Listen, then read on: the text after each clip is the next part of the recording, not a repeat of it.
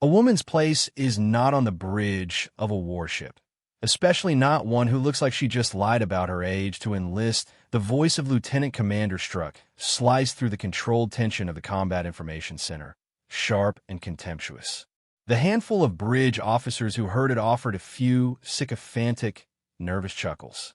The rest just stared harder at their consoles, their silence a form of complicity. Ensign Anya Sharma, the target of the insult, did not react. She stood at the secondary tactical display, a console rarely used during standard drills.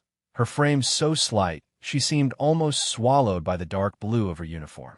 Her face was placid, her dark eyes focused on the stream of data flowing across the screen. She offered no retort, no flicker of anger, not even a tightening of her jaw. Her hands moved with a quiet, practiced economy, calibrating the display with small, precise gestures. But the Admiral, observing the exercise from his flag country via a secure video feed, saw something else. He saw the stance.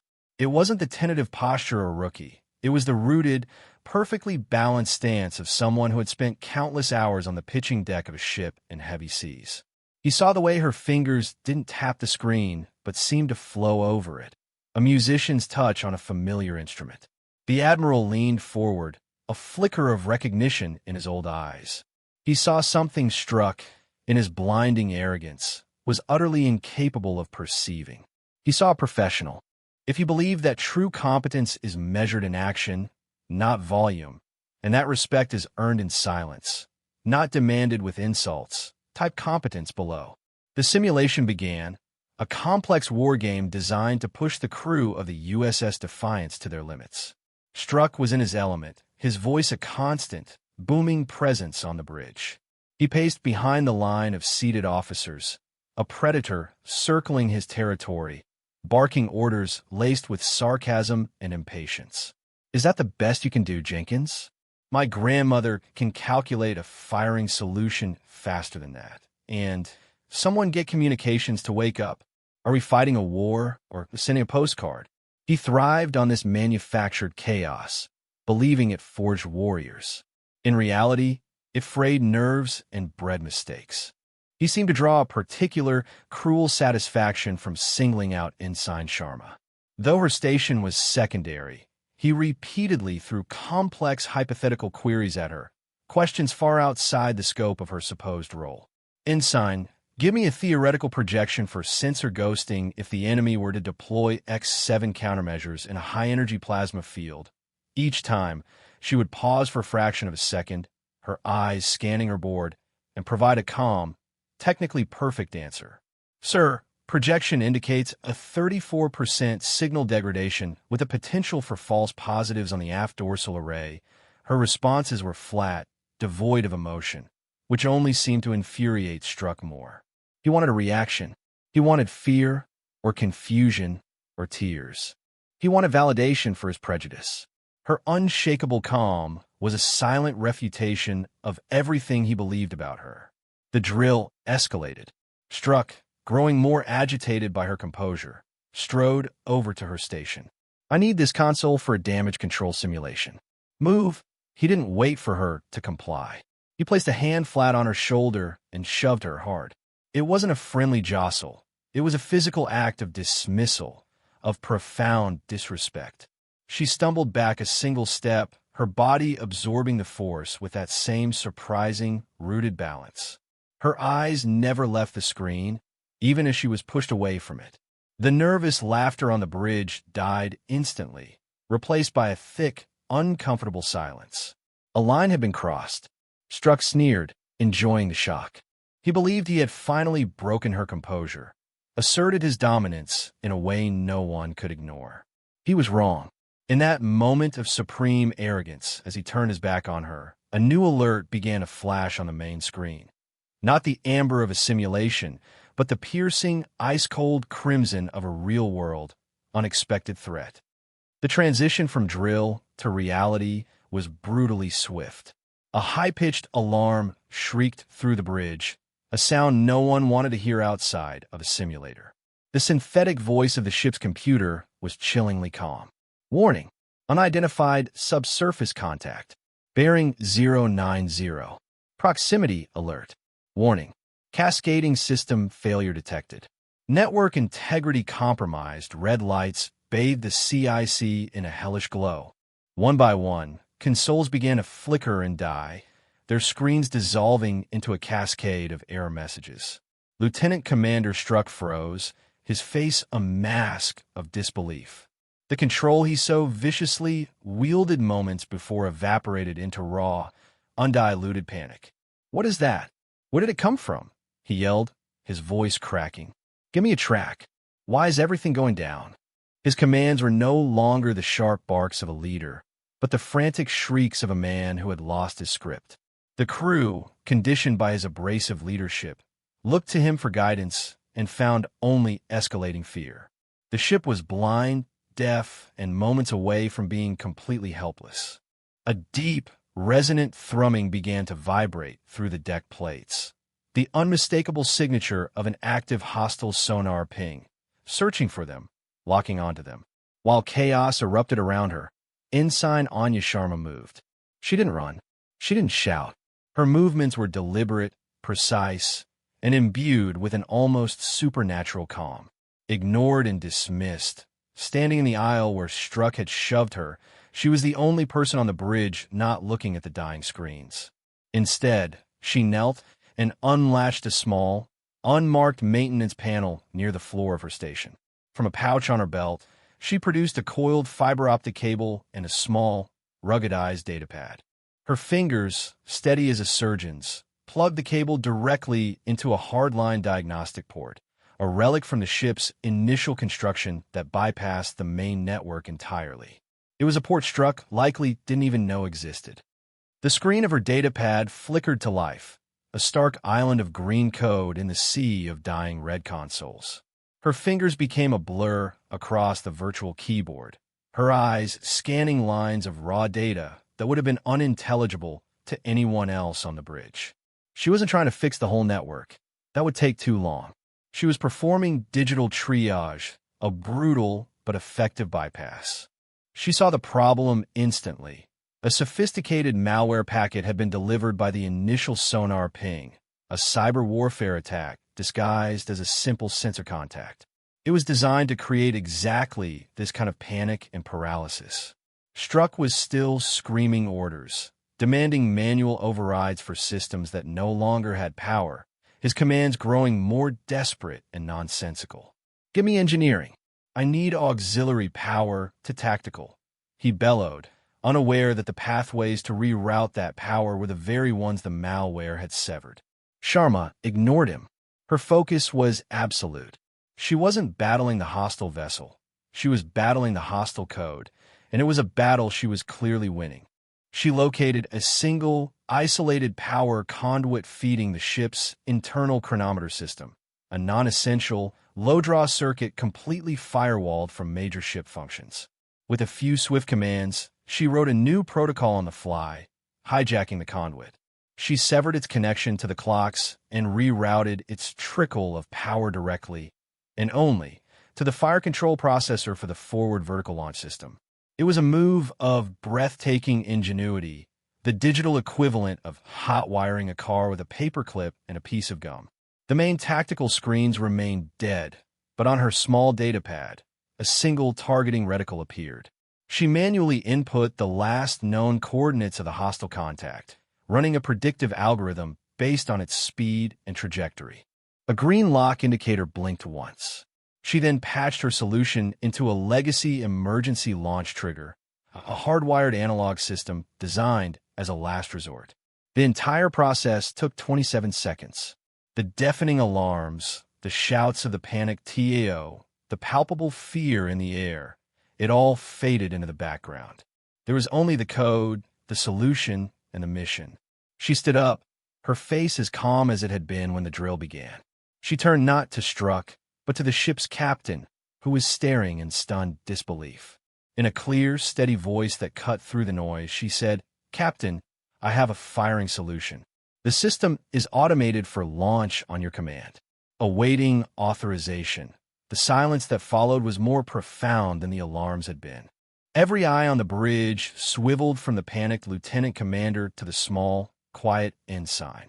Struck's jaw hung open, his face a grotesque mixture of shock, confusion, and dawning humiliation. He stared at her as if seeing a ghost. The impossible had just happened, and it had happened because of the one person he had decided was worthless. The bridge doors hissed open with a sound that seemed to cut through the thick atmosphere of shock and adrenaline. Admiral Thorne stepped onto the bridge, his face a granite mask of authority. He wasn't flanked by an entourage. He was alone, but his presence filled the space, commanding an immediate and absolute silence. The residual panic on the crew's faces was instantly replaced by a rigid, fearful respect. The Admiral's eyes, chips of ice, swept across the chaotic scene. The flashing red alerts on the few remaining functional screens, the stunned and confused faces of the crew, and the slack-jawed, sweat-soaked visage of Lieutenant Commander Struck. His gaze then settled on Ensign Sharma, who stood calmly by her darkened console, the small data pad still glowing in her hand. Thorne ignored Struck completely, walking past him as if he were a piece of furniture. He stopped directly in front of Sharma. He didn't look at her, but the small, unfamiliar pin on the left breast of her uniform. A simple silver circle with a stylized, almost invisible etching of a chimera at its center.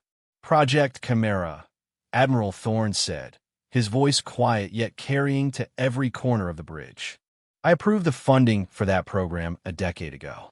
I was told it was decommissioned." He finally looked at her, and for the first time, a flicker of something, not emotion, but a deep, professional acknowledgement, passed across her calm features. "It was restructured, sir," she replied, her voice steady. "Not decommissioned." Thorne nodded slowly, a grim understanding dawning on his face. He turned to his aide, who had followed him onto the bridge. "Pull up Ensign Sharma's unredacted service jacket. Full clearance. Project it on the main view screen." Now the aide, fumbling with his own datapad, quickly complied. A moment later, the central screen, which had been cycling through critical error messages, cleared. In its place, Ensign Anya Sharma's personnel file appeared. The initial data was exactly what everyone expected.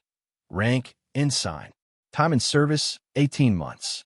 But then, as the Admiral's high-level clearance peeled back layer after layer of classification, the crew of the USS Defiance let out a collective, audible gasp. The information scrolled down the screen, each line more unbelievable than the last. Unit designation, Naval Special Warfare Development Group, Special Projects Division, codename, Chimera. The name meant nothing to most, but to the few senior officers present, it was a ghost story, a whispered rumor of a program that combined the most elite cyber warfare specialists with Tier 1 operational training. It was a myth, and the myth was standing right in front of them. The screen continued. Combat hours, 3,247, classified operations, simulated and live-fire environments. Special qualifications, Master Cybernetic Warfare Tactician, Advanced Network Intrusion and Defense Specialist, Lead Systems Architect, Aegis Combat System Upgrade Block V. Commendations, Navy Cross with V for Valor, citation classified. Silver Star, citation classified. Bronze Star. Mission history, redacted. Redacted. Redacted. Her entire file was a monument to a career so secret, so advanced, that her current rank of ensign was clearly a fiction, a cover so deep no one would ever think to look past it. She wasn't a rookie officer on her first deployment. She was one of the architects of the very system she had just saved, placed on this ship as part of a deep cover operational audit to test its vulnerabilities against new, emerging threats. The hostile contact hadn't been an enemy attack. It had been her. She had been running the test. The simulated drill, Struck's arrogance, his final, physical assault, it had all happened within the parameters of her classified mission. The crew stared, their minds struggling to reconcile the image of the small, quiet woman with the legendary warrior scholar detailed on the screen. The silence was broken by Admiral Thorne. He turned to face Sharma, his posture shifting from that of a commander to one of profound, almost reverent respect. In a gesture that sent a shockwave through every person on the bridge, the fleet admiral, a man who commanded carrier groups and advised presidents, snapped to attention. He raised his hand in a slow, deliberate, perfectly executed salute. It was a gesture that shattered a century of naval protocol. An admiral saluting an ensign. "Ensign," he said, his voice resonating with an authority that was now tinged with awe. "Your audit is complete. You have more than proven your point." He held the salute, his eyes locked on hers. After a moment, she returned it with a crisp, economical motion. He then lowered his hand and turned his icy gaze upon the now ashen-faced Lieutenant Commander Struck. "You assumed," the Admiral began, his voice dangerously low. "You assumed gender was a measure of skill. You assumed age was a measure of experience. You assumed rank was a measure of competence. These assumptions, Lieutenant Commander, did not merely make you a fool. They made you a liability.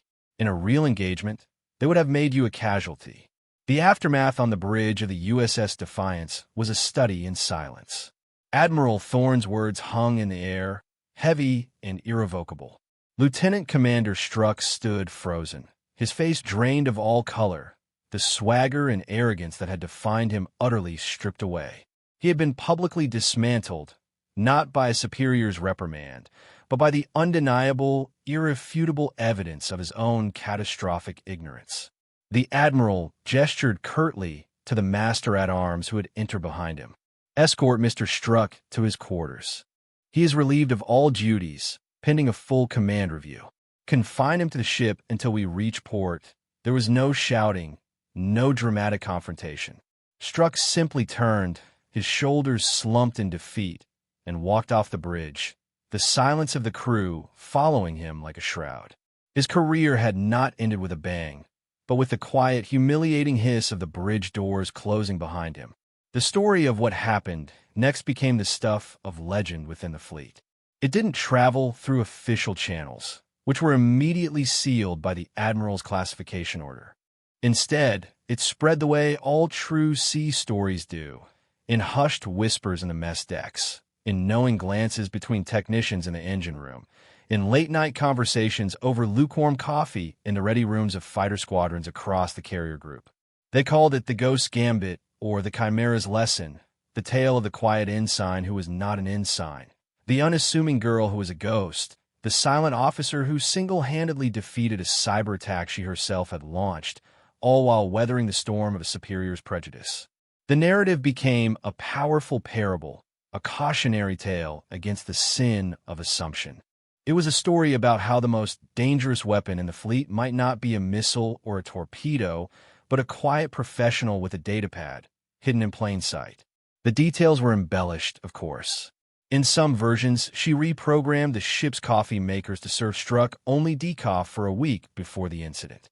In others, she disabled his console with a single, contemptuous glance. But the core of the story remained true.